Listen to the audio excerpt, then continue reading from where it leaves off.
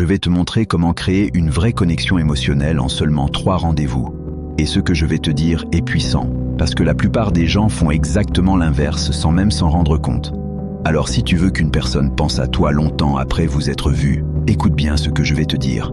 Rendez-vous numéro 1, créer le sentiment de familiarité. Lors de ce premier rendez-vous, le but n'est pas d'impressionner à tout prix. Au contraire, tu vas surtout chercher à mettre la personne à l'aise. Tu peux par exemple reprendre naturellement certaines expressions qu'elle utilise, avoir le même rythme d'énergie qu'elle, ou simplement montrer que tu es vraiment connecté à la conversation. Pourquoi ça fonctionne? Parce qu'on se sent instinctivement plus proche des personnes avec qui on se sent compris. Ensuite, évite les discussions trop superficielles. Pose des questions un peu plus personnelles.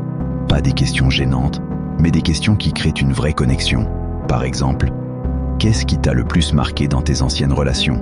Ou, tu penses que les gens peuvent vraiment tomber amoureux aujourd'hui? Ce genre de conversation crée une émotion différente des discussions classiques. Et à la fin du rendez-vous, tu peux dire quelque chose de simple, mais très puissant.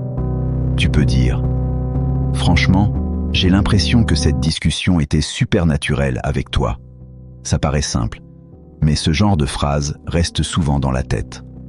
Ensuite, le plus important, ne cherche pas à forcer les choses après le rendez-vous. Ne spamme pas de messages. Ne sois pas constamment disponible.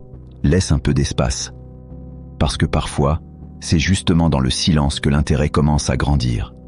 Le but de ce premier rendez-vous, ce n'est pas de faire tomber amoureux immédiatement. C'est de créer une émotion suffisamment forte pour que la personne ait envie de te revoir.